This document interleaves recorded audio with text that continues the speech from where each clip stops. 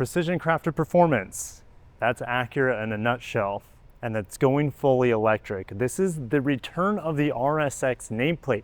However, instead of a small low-slung coupe powered by a gasoline engine, this is a coupe crossover that's fully battery electric and is bringing Acura into a new era of performance. Built in Marysville, Ohio in the second half of this year, pilot production has already begun on this Acura RSX. That is their new EV hub, and it'll actually be built on the same assembly line as the new Integra.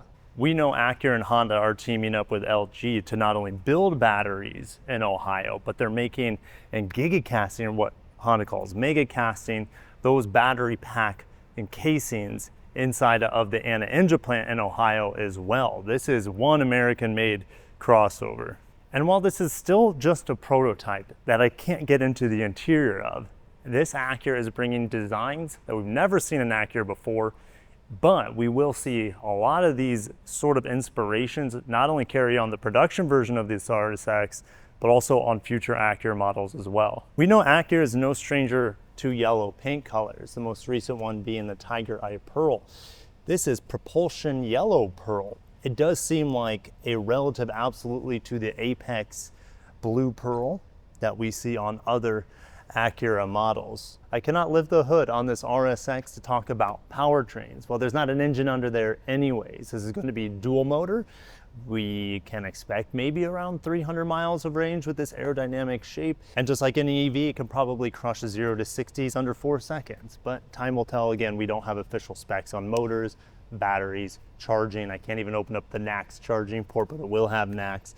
So let's talk about this design up front. This is based off of the concept that I debuted about a year ago. I think this more production ready concept, or should I say prototype, looks actually a lot better than that vehicle did.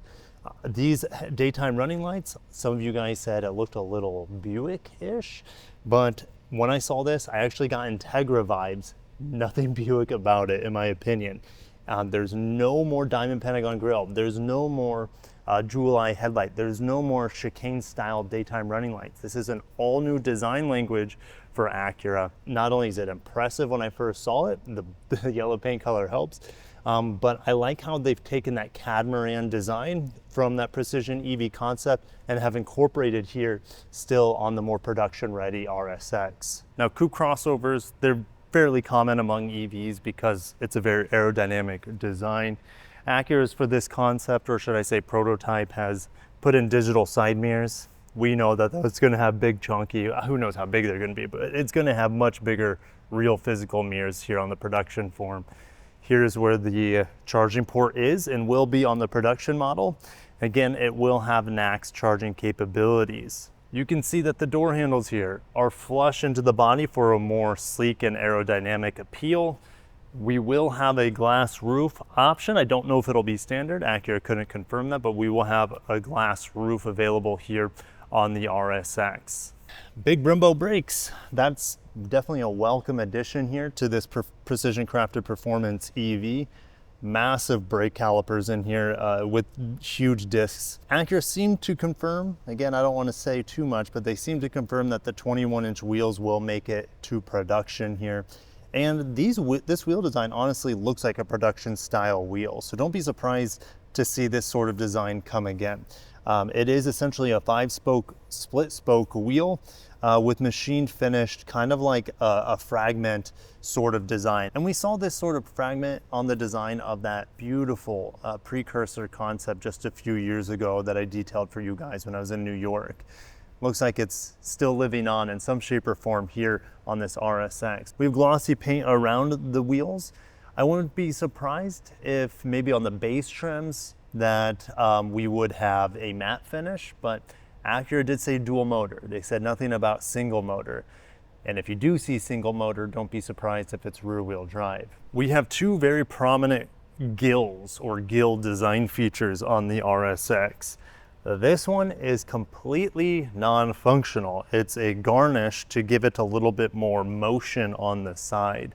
But as we come to the sleek rear end of the vehicle, this is functional. This gill here, you can actually see the rear tire from the back. And I want to show you this unique camera angle because of the duckbill spoiler.